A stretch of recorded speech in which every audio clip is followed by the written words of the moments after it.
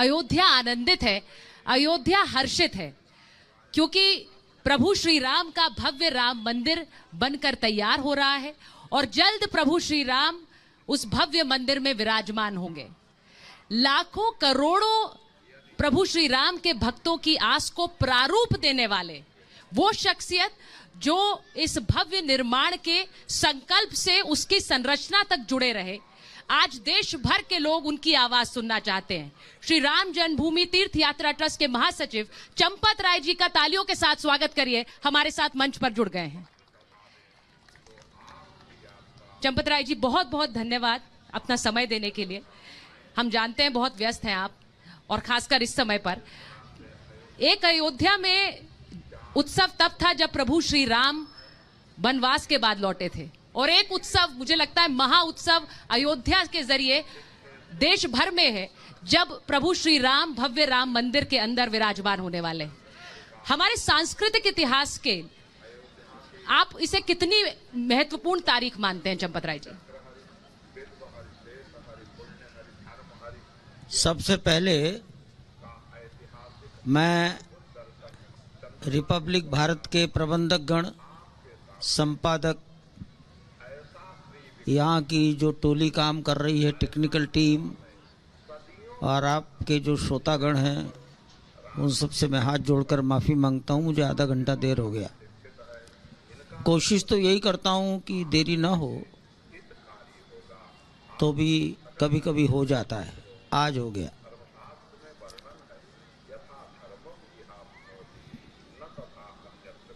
देखो,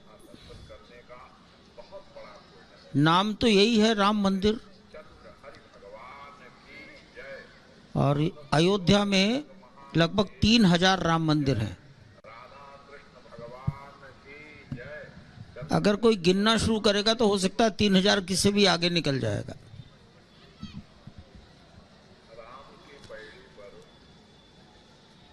इसलिए ये राम मंदिर नहीं है, राम जन्म भूमि का मंदिर है, बर्थ प्लेस। और जन्मभूमि की अदला बदली नहीं होती।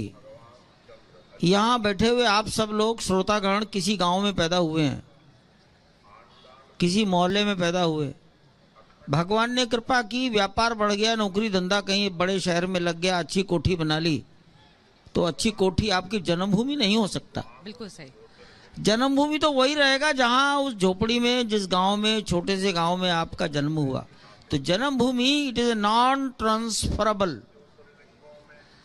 तो ये मंदिर जन्मभूमि का मंदिर है। इसको केवल राम मंदिर कहना शायद इसको छोटा करने जैसा हो जाएगा।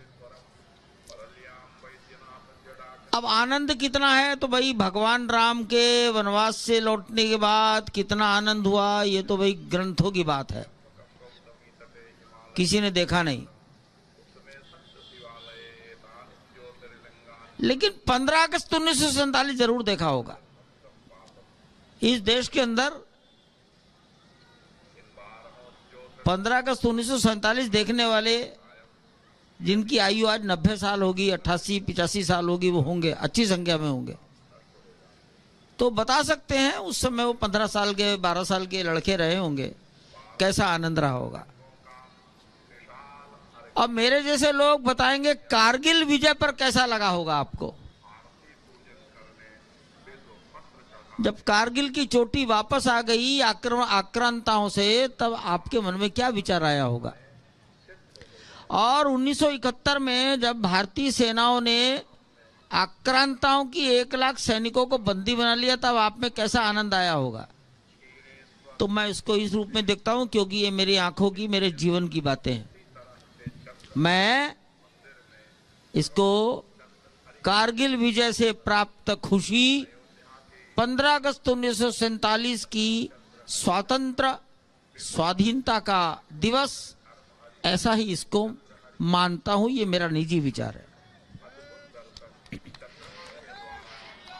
चंपत राय जी, जैसा आपने कहा कि भारत जो है वो सनातन की जन्मस्थली है, तो यहाँ पर रोज मंदिर बनते हैं, लेकिन जन्मभूमि का ये मंदिर बेहद खास है।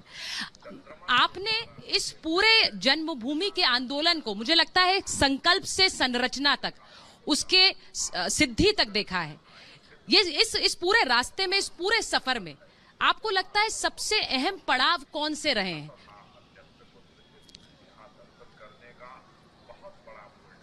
इस मंदिर के इतिहास का अहम पड़ाव यही माना जाना चाहिए कि अयोध्या की जनता ने, अयोध्या के संत महात्माओं ने, पास पड़ोस की जनता ने और धीरे धीरे संपूर्ण हिंदुस्तान के लाखों लोगों ने इस लड़ाई से कभी अपने को अलग नहीं किया। ये चलती रही, इसमें सातत्य बना रहा, कंटिन्यूटी बनी रही। इसमें निराशाएं, आशाएं आती हैं, लेकिन इसका प्रवाह कभी बंद नहीं हुआ। तो ये जो इसको भूमि को वापस प्राप्त करने की सातत्यता है, ये इसकी यूनिक है, इसकी विजय का ये आधार है। चंपत राय जी, जैसा कि कहा गया है रामचरितमानस में, होई है सोई जो राम रचि राखा, मैं आपसे जानना चाहती हूं कि आपने हमेशा सोचा कि ये राम मंदिर यहां बनकर तैयार होगा और उसके गवाह आप बनेंगे? सिर्फ गवाह नहीं, आपके कंधों पर तो एक बहुत बड़ी जिम्मेदारी रही है, लेकिन वो आपके सामने होगा, इसकी सोच आपके जहन में रही? कभी नहीं रही। नहीं रही। महात्मा गांधी के जीवन में कभी रहा होगा? जो योद्धा होते हैं, जो कर्म करने वाले लोग होते हैं, उनका काम है केवल करना, कार्य करना, कार्य करना। अगर हमने पहले सोच लिया मेरे जीवन में होगा, मेरे जीवन में नहीं होगा, तो निराश हो जाएंगे, निराश हो जाएंगे। हमारा काम है, कोई काम अगर अच्छा है उसे करो, और हमसे भगवान ने जितना काम लेना है ले लेगा। और जब ईश्वर के काम की पूर्ति हमारे द्वारा जितनी हमारे लिए निर्धारित है पूरी हो जाएगी, तो विड्रॉ भी कर लेगा। करने वाला वो, जिम्मेदारियां देने वाला वो, मन को बनाने वाला वो, मन को बिगाड़ने वाला भी वो। इसलिए मैंने तो अपने जीवन में कभी सोचा नहीं था, लेकिन हाँ, मुझे लगा ये एक अच्छा काम है, हिंदुस्तान की इज्जत का काम है, इसे करो, कर रहे हैं बस। चंपत राय जी, इस राम जन्मभूमि आंदोलन से जुड़े हुए इतने कारसेवक रहे, उनका बलिदान रहा, उनका बलिदान हमने देखा, उनके परिवारों को भी आमंत्रित किया गया है प्राण प्रतिष्ठा के लिए। आपको लगता है कि उनके साथ एक खास भाव जुड़ा रहेगा सदैव हमेशा इस राम जन्मभूमि मंदिर का? कोशिश की गई है, और ये संभव है और संभव नहीं भी है कि आज की पीढ़ी उन लोगों को ये जानती हो। कोशिश की गई है कि उनके परिवार का कोई आपके जानकारी में हो तो उसको बुलाइए। आ सकते हैं, नहीं आ सकते हैं, शरीर कैसा है, इसकी बात अलग है, लेकिन कोशिश की गई है और जरूर आएंगे। चंपत राय जी, कई गणमान्य अतिथियों को आमंत्रण दिया गया है, प्राण प्रतिष्ठा होने वाली है बहुत जल्द। मैं आपसे पूछूंगी, बहुत से ऐसे राजनीतिक दल रहे हैं जिन्होंने प्रभु श्री राम के अस्तित्व को नकारा है, लेकिन वहां भी आमंत्रण गया है। आप इसे किस तरह से देखते हैं? प्रभु श्री राम सबके हैं? देखो, नकारा व्यक्ति ने नहीं है, वो राजनीति ने नकारा है, और कुछ नहीं है। ऐसा है, देखो, मैंने कम्युनिस्ट पार्टी के ऐसे व्यक्तियों के बारे में सुना है जो अपने घर में बैठकर नित्य पूजा पाठ करते थे और मंच पर कहते थे धर्म एक अफीम है। तो कमरे में बैठकर पूजा पाठ करना और मंच पर अपने राजनीतिक हितों के अनुसार बोलना, ये मैंने सुना है कम्युनिस्ट पार्टी के नेताओं के संबंध में। अब मैं देखा तो नहीं, लेकिन मैंने भरपूर सुना है। और आज भी मैंने सुना है कि राजनीति में ऐसे व्यक्ति हैं जिन्होंने अपने घर के सामने सड़क के दूसरी ओर एक मंदिर बना लिया, वहां का प्रसाद रोज आता है, और जब कहीं भाषण देना होता है तो उल्टा बोलते। तो ये चलता ही रहता है देश में। ये प्रभु राम सबके हैं,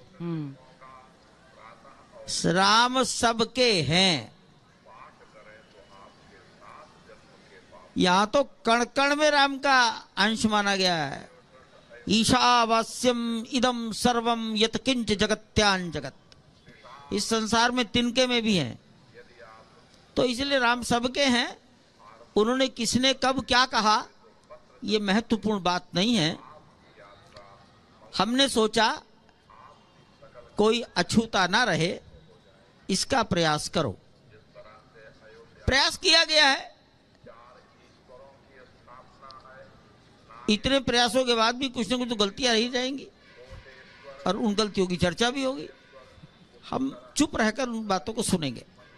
मैं चंपत राय जी, मुझे लगता है कि आज आप देश की आवाज हैं, क्योंकि पूरा देश राम जन्मभूमि मंदिर निर्माण पर आपको सुनना चाहता है, ये जानना चाहता है कि प्राण प्रतिष्ठा जो बेहद करीब है, उस प्राण प्रतिष्ठा में रामलला के लिए किस तरह का कार्यक्रम होगा, अगर आप थोड़ा हमारे दर्शकों को बता पाए।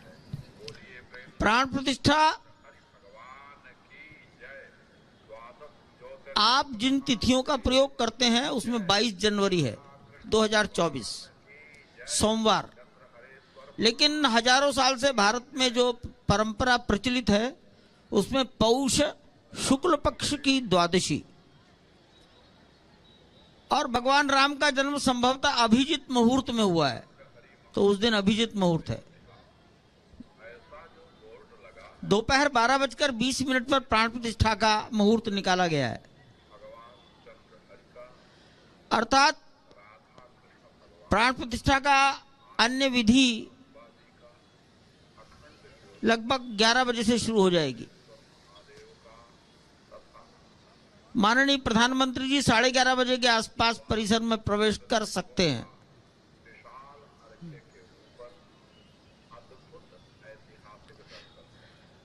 पूजन विधि मंगल विधि पूरी होने के बाद उद्बोधन होंगे।